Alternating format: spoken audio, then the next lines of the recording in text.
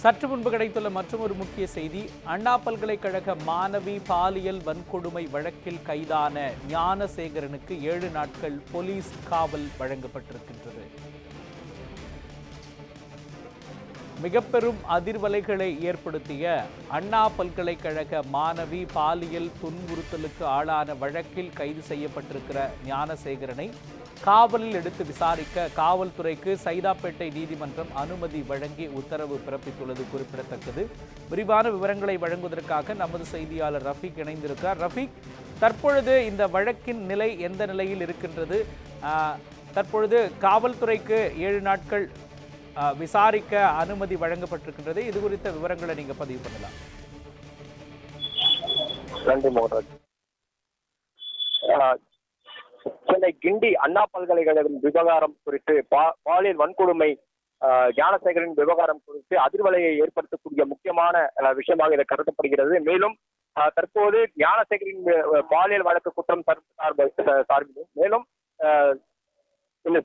செல்போனிலும் மேலும் அவருடைய லேப்டாப்களிலும் ஆய்வு மேற்கொண்டு அவருடைய வீடுகளில் சோதனையிட்டதும் மட்டுமல்லாமல் இருக்கக்கூடிய அனைத்து ஆவணங்களையும் கைப்பற்றி சோதனை செய்த சைபர் கிரைம் போலீசார் மேலும் கூடுதலாக இருக்கக்கூடிய அவருடைய முக்கிய தகவல் அனைத்தும்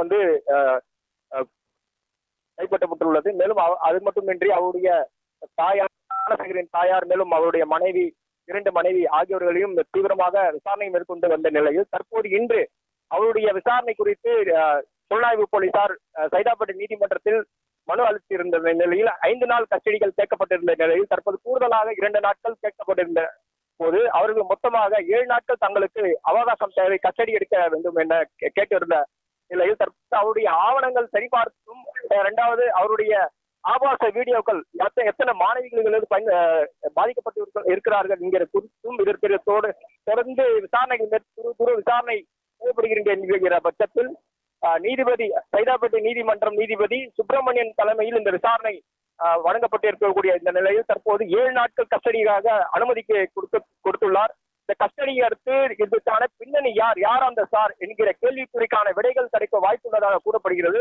தற்போது ஞானசேகரின் பின்னடைவு என்ன, அவருடைய முக்கியத்துவம் கொடுக்கக்கூடிய அந்த சார் யார் என்பது குறித்தும் தீவிர விசாரணையில் மேற்கொள்ளக்கூடிய புலனாய்வு போலீசார் தற்போது அதற்கான தீர்வு விடை என்ன என்பது குறித்து இந்த 7 நாட்களில் தெரிய வரும் என கூறப்படுகிறது. மோகன்ராஜ், வழக்கின் விவரங்களை வழங்கியதற்கு நன்றி ரஃபீக்.